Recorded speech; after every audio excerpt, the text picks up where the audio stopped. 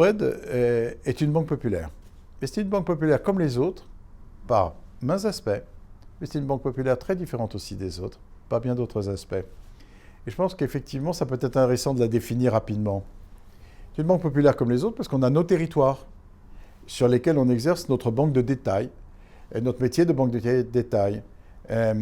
Et là, on y fait de la banque de particuliers, de la banque d'entreprise, de la banque de professionnels, de la gestion privée. Et nos territoires, c'est la région parisienne, c'est la Normandie, une petite partie de la Picardie, c'est les DOM, donc les départements d'outre-mer, où nous avons d'ailleurs une forte présence. Toutes les autres banques populaires ont leur territoire à elles, et chacune sur son territoire fait la même chose, avec des agences, avec des collaborateurs qui sont des chargés de clientèle, etc. Et puis, on est aussi autre chose.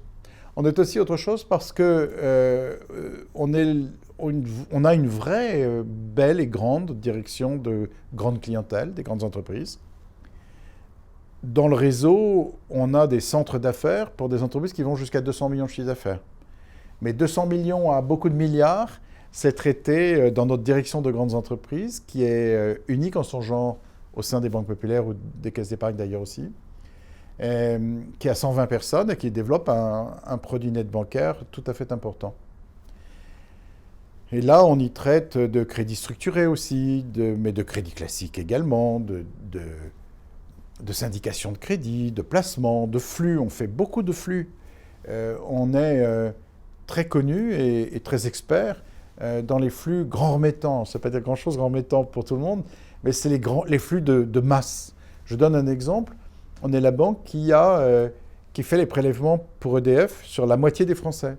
On est la banque qui fait la remise des retraites à la moitié des Français. Et alors, pour les personnes qui ont droit à la retraite et qui vivent hors de France, 100% par la BRED.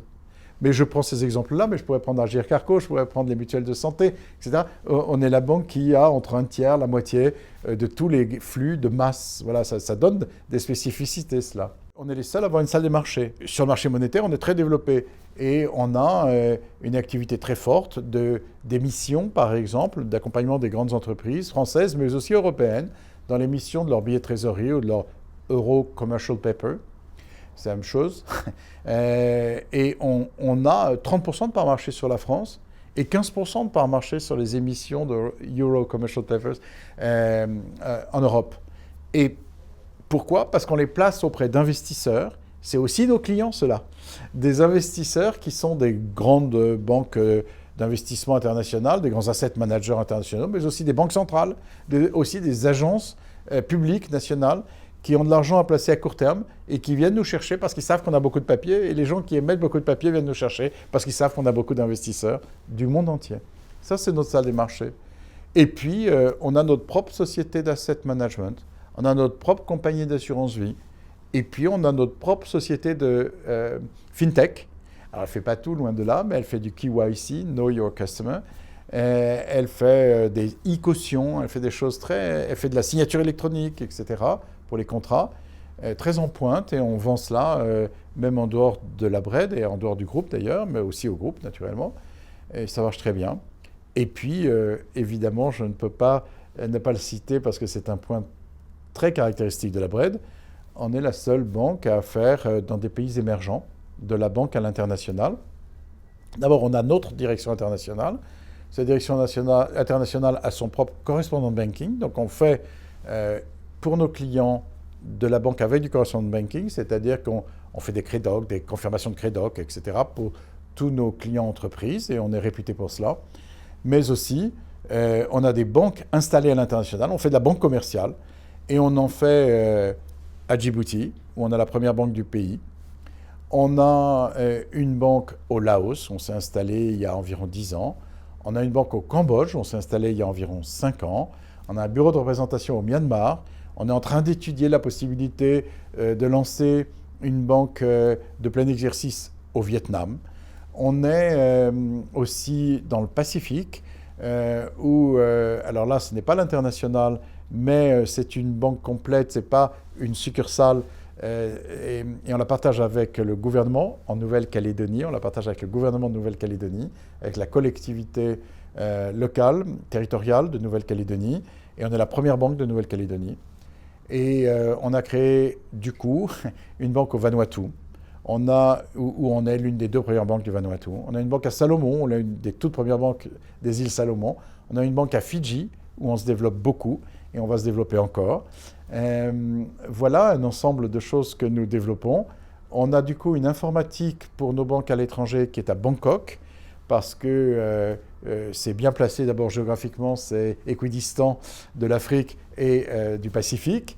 Et puis, ça a des avantages considérables de hub d'avion aussi pour pouvoir se déplacer et aller tant en Asie du Sud-Est qu'ailleurs. Et voilà, on a de ce fait une vision un peu mondiale dans certaines zones. Nous ne sommes pas en Amérique du Nord, ni en Amérique centrale, ni en Amérique du Sud. On n'est pas beaucoup en Afrique, pas du tout en Afrique de l'Ouest, etc.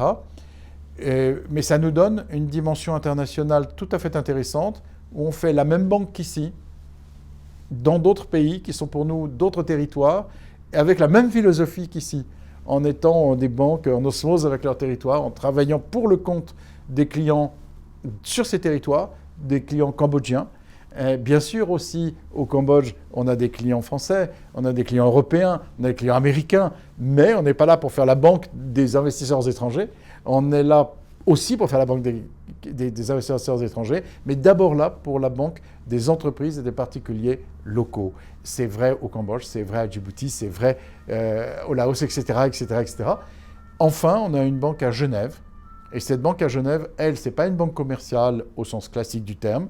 C'est une banque qui ne fait que du trade finance, donc du financement de commerce international, puisque c'est un des 2 centres mondiaux du commerce international. On s'y développe très bien et ça marche également très bien. Toute cette partie internationale fait partie intégrante de l'ADN de la BRED et fait partie de ce qui la constitue, de ce qui la définit et ce qui donne aussi la fierté de tous ceux qui travaillent à la BRED, aussi bien à l'étranger qu'en France.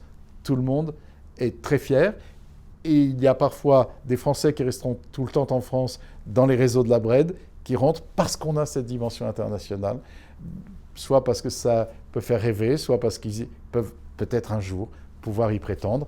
Et ce sera avec grand plaisir. On a un bon vivier maintenant qui permet aussi de nourrir notre banque à l'international en employant avant tout, bien évidemment, des locaux, ça va sans dire.